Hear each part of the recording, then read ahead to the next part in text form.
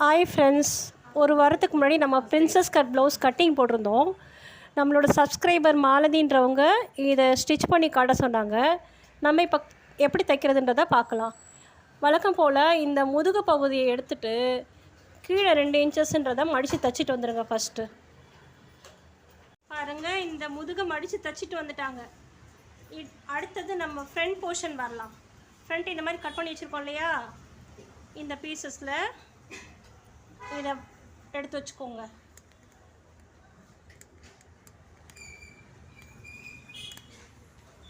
இந்த கழுத்து 2 ஒன்றா இருக்க மாதிரி பார்த்துக்கோங்க.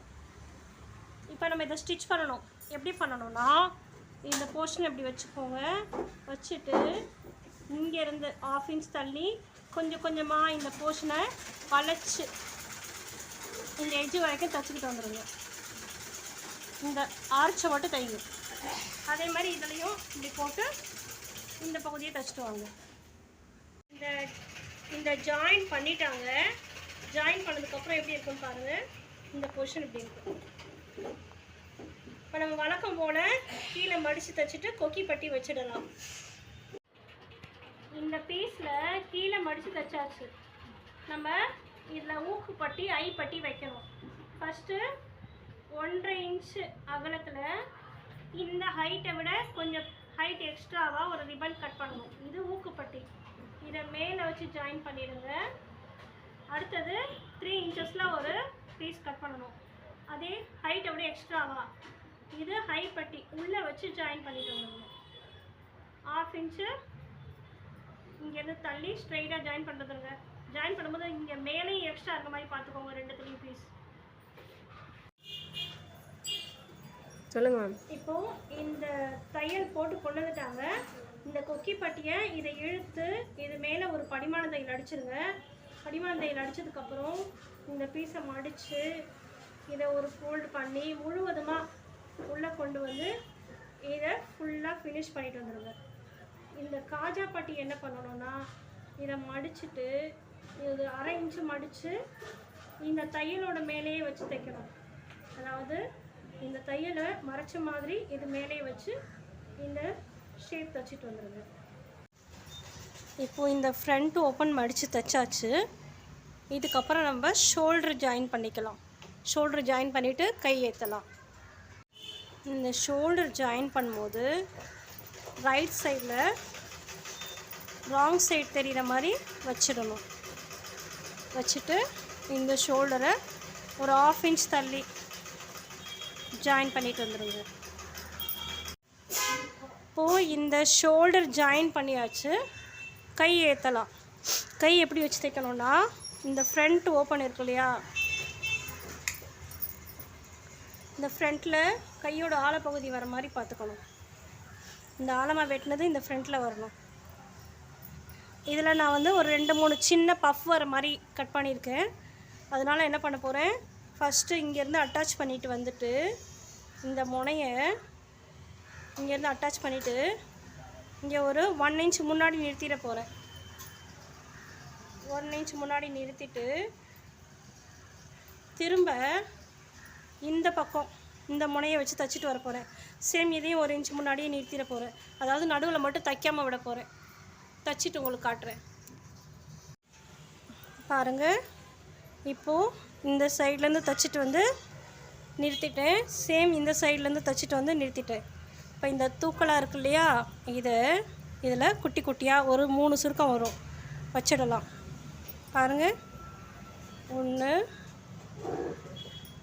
2 3. அதாவது இந்த ஜாயிண்ட்டுக்கு பக்கத்தில் ஒரு சின்ன சுருக்கம், அடுத்தது இந்த ஜாயிண்ட் மேலே ஒரு சுருக்கம், அதோட பக்கத்தில் ஒரு சுருக்கம், மொத்தம் 3 சுருக்கம் வருது. 3ஐயும் வச்சுடுங்க. பாருங்கள், 3 சுருக்கம் வச்ச உடனே சிம்பிளாக இந்த மாதிரி இருக்கும்.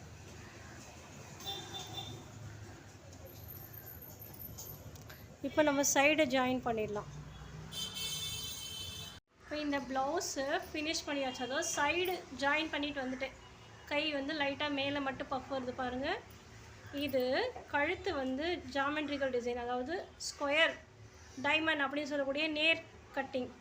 இதுக்கு நம்ம ஸ்ட்ரெயிட் பீஸ் தான் எடுக்கணும், கிராஸ் பீஸ் எடுக்கக்கூடாது. ஸ்ட்ரெயிட் பீஸ்னால் இந்த மாதிரி நேராக கட் பண்ணுறது. பாருங்கள், கட் பண்ணிவிட்டு ஒரு சைடை மட்டும் மடித்து தைச்சி வச்சுருக்கேன். இப்போ இதை கழுத்தில் அட்டாச் பண்ணிட்டு வர போகிறேன். அட்டாச் பண்ணும்போது இங்கே ஸ்ட்ரெயிட்டாக வரும், இங்கே மட்டும் ஒரு ஃபோல்டு கொடுக்கணும். இந்த கார்னரில் ஸ்ட்ரெயிட்டு, இங்கே ஒரு ஃபோல்டு, அப்படியே அங்கங்கே மடக்கி வச்சு தைக்கணும். அப்போ தான் இந்த டிசைன் பக்காவாக தெரியும் பார்க்குறதுக்கு. நான் தைச்சி காட்டுறேன் பாருங்கள். தைக்கும் போது ஒரு 1/2 இன்ச்சஸ் இந்த முனையில் எக்ஸ்ட்ரா விட்டுக்கணும். எப்போவுமே ஃபினிஷிங்காக விட்டுட்டு மெதுவாக தைக்க ஆரம்பிச்சிடலாம். சொன்ன மாதிரி இந்த கோன் வர இடத்துல ஒரு சின்ன ஃபோல்டு, இந்த இடம் வரும்போது இப்படி தூக்கிடுங்க. தூக்கிட்டு ஒரு சைடாக மடிச்சுக்கோங்க.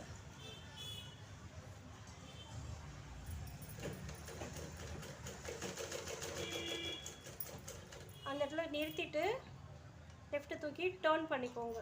ஸ்கொயர் டேர்ன் வேணும் நமக்கு. அப்போ தான் அந்த ஸ்கொயர் கரெக்டாக, அதாவது அந்த இந்த மூளை வாட்டம் கரெக்டாக வரும். அந்த ஷார்ப்னஸ் தெரியுதுங்களா பாருங்கள். இந்த டோனிங் கரெக்டாக வரணும். இது மாதிரி ஃபுல்லாக ஃபினிஷ் பண்ணலாம். இந்த ஷோல்டர் கிட்ட தைக்கும் போது இந்த டைரெக்ஷன் கையில் எந்த சைடு இருக்கோ அதே மாதிரி இந்த பட்டை மேலே இருக்க மாதிரி பார்த்துக்கோங்க.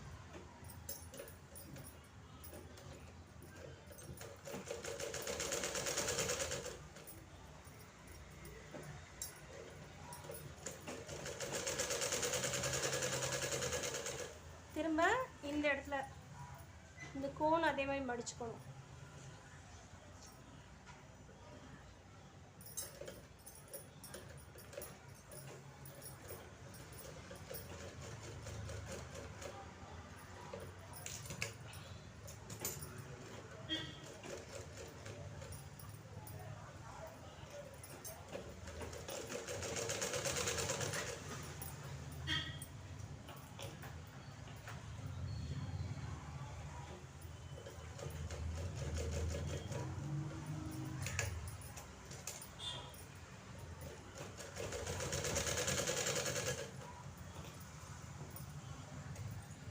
முக்குலையும் இதே மாதிரி தைச்சுக்கணும். இந்த மாதிரி தைச்சிட்டு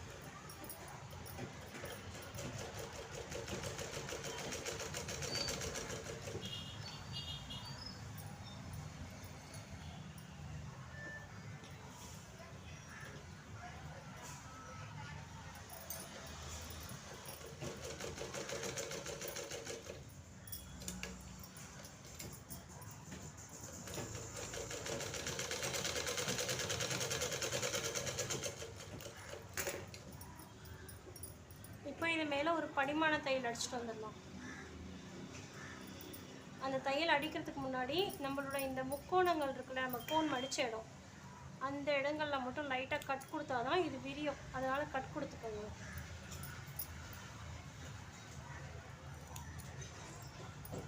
அந்த டேர்னிங்லலாம், ஸ்கொயர் டேர்னிங்லலாம் கட் கொடுக்கணும்.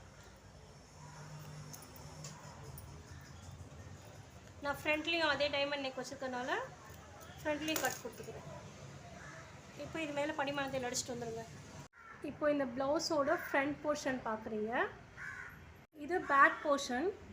நான் என்ன பண்ணிட்டேன், மிஷின்லேயே மடித்து தைச்சிட்டேன். ஹெம்மிங் பண்ணாமல் மிஷின்லேயே ஸ்டிச் பண்ணி ஃபினிஷ் பண்ணிட்டேன் கழுத்தை. பார்த்துக்கோங்க, இந்த ஷார்ப் தைச்சி டர்ன் பண்ணால் தான் நமக்கு இந்த ஷார்ப்னஸ் கிடைக்கும். பாருங்கள், இப்போ இந்த கை வந்து சின்னதாக ஒரு 2-3 பஃப் வச்சதுனால ஷார்ட்டாக இருக்குது. அவ்வளோதான், ப்ரின்சஸ் கட் முடிஞ்சிருச்சு. பாருங்கள், ப்ரின்சஸ் கட்டில் சிம்பிள் ப்ளவுஸ்.